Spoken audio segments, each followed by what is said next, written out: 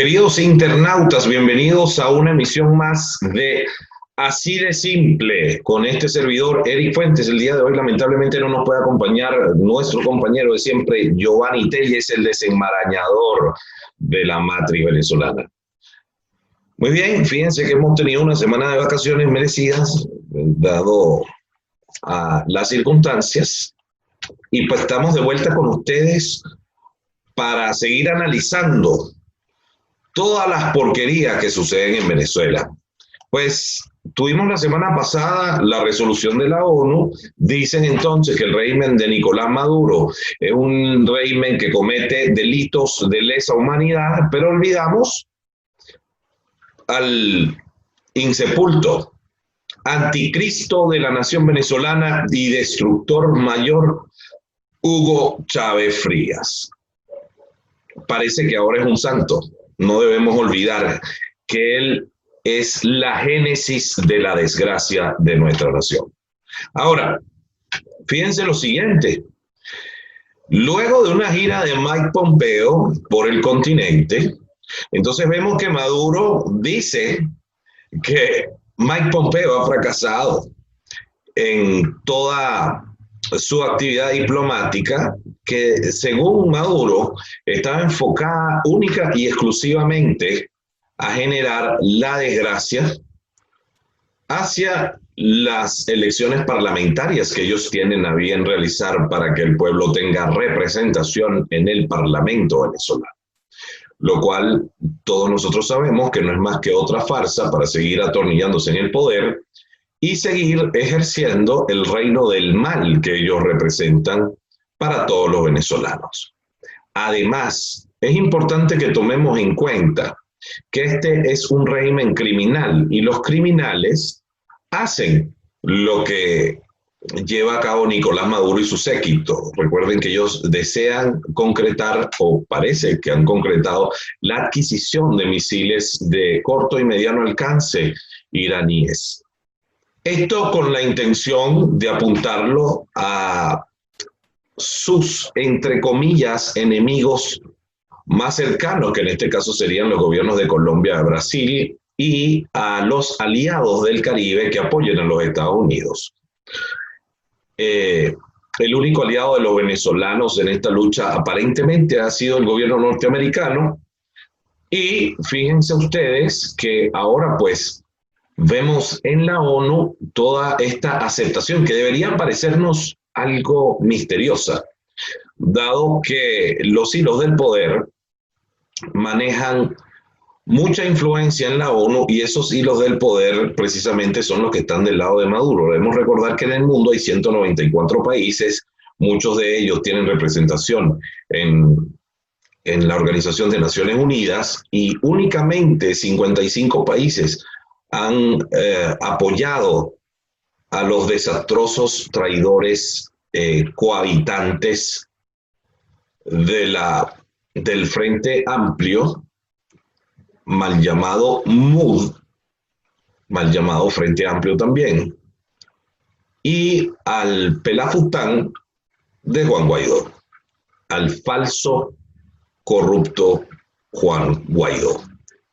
Entonces, ¿qué tenemos los venezolanos en realidad en este momento? Bueno, un país desastroso, donde los casos de COVID aumentan todos los días, donde el gobierno tiránico de Nicolás Maduro oprime y va ahorcando cada vez más a la ciudadanía, y para rematar, les agreden a los venezolanos de todas las maneras que son posibles. Por ejemplo, sabemos de los casos de algunos militares que en este momento se encuentran desaparecidos.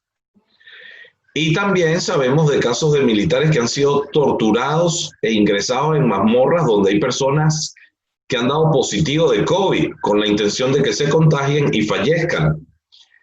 Sabemos también que se acaba de, creo que hoy mismo salió una publicación en el diario ABC, donde dice: el Observatorio Venezolano para la Protección de los Derechos Humanos ha obtenido decenas de fotografías y diversos testimonios que acreditan supuestamente las torturas y ejecuciones a sangre fría llevadas a cabo por el régimen de Nicolás Maduro sobre los participantes en la llamada Operación Gedeón.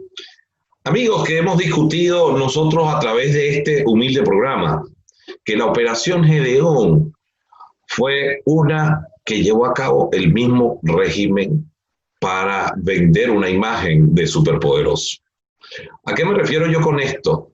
Tendríamos que ser estúpidos para pensar que un régimen como el de Nicolás Maduro no tiene desplegada la inteligencia. Recordemos que Venezuela es un país que está totalmente envilecido y dentro de este envilecimiento nos encontramos con una realidad que es extremadamente cruel y es la siguiente: por dinero, por una cuota de poder, por cualquier tipo de ofrecimiento, un terreno o un apartamento o una casa o unos cuantos miles de dólares, que la suma de lo que nos declaran y nos cuentan acerca de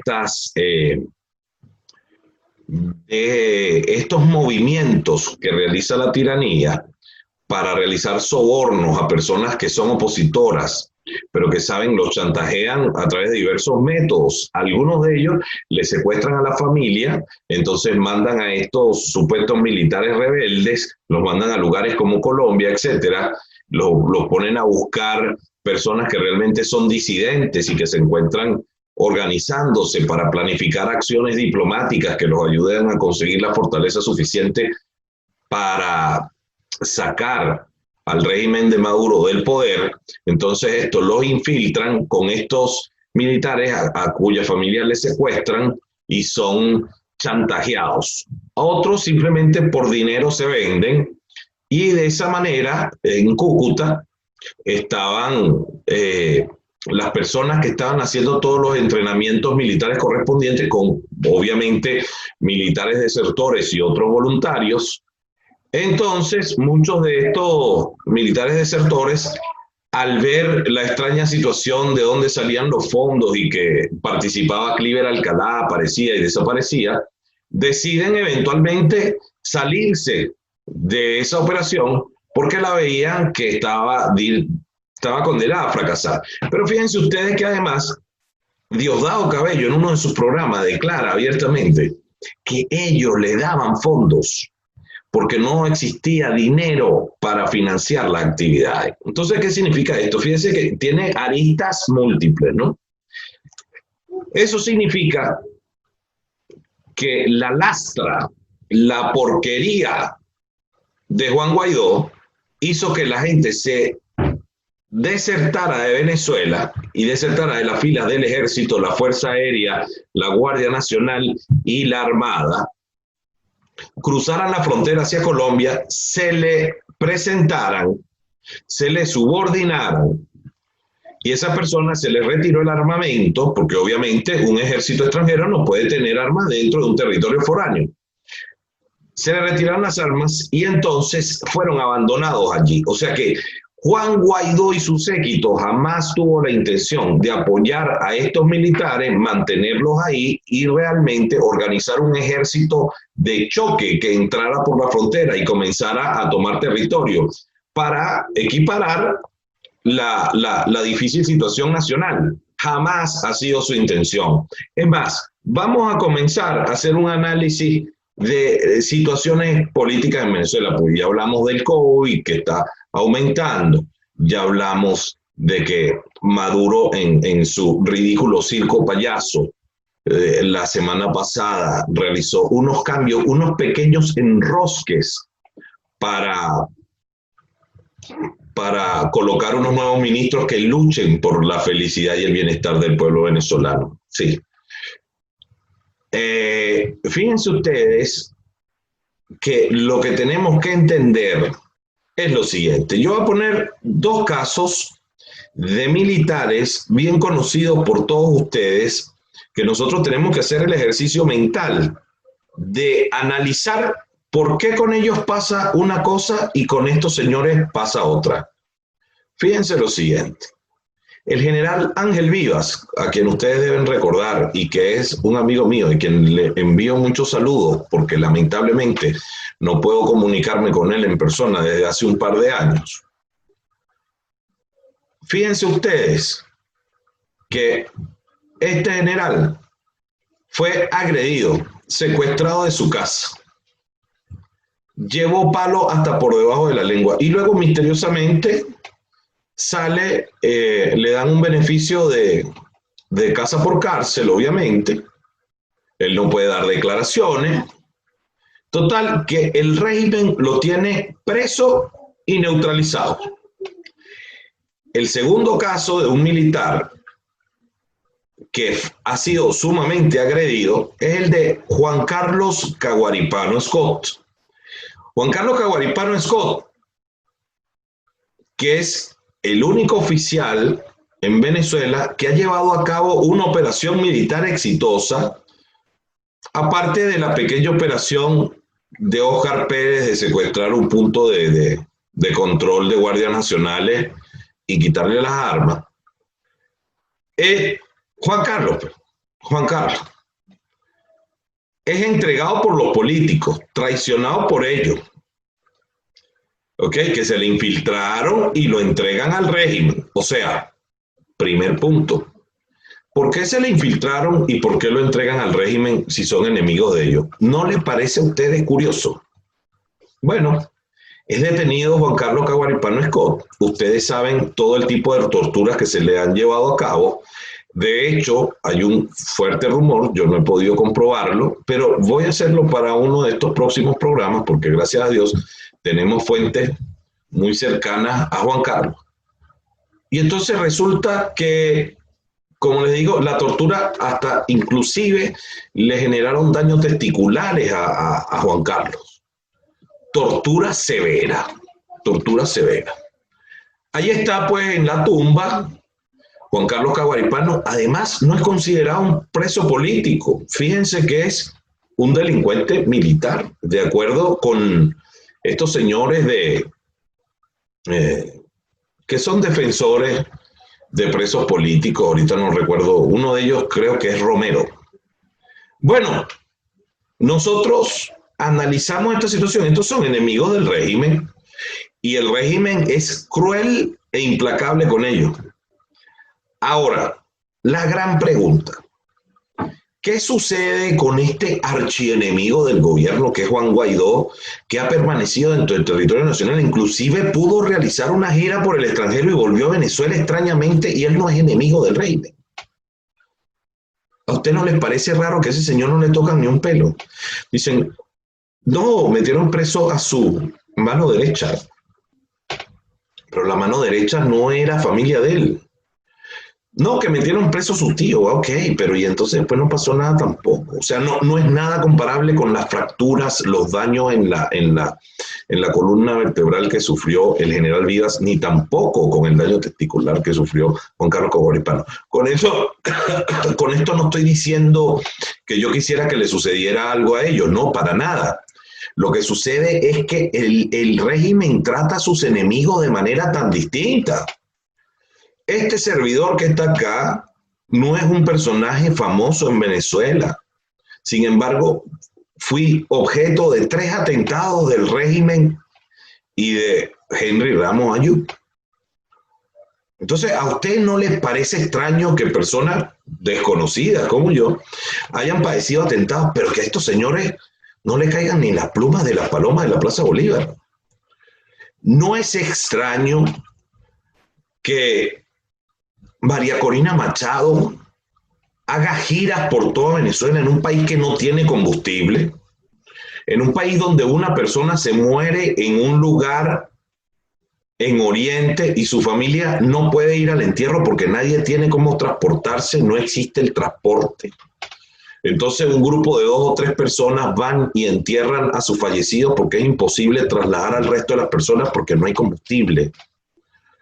Pero estos señores se trasladan por todo el país, hacen proselitismo político en contra de un régimen que es tiránico y que ellos llaman dictadura, que comete delitos de lesa humanidad, pero a la casta política venezolana, que es opositora, entre comillas, no se les toca un pelo. ¿A ustedes no les parece extraño?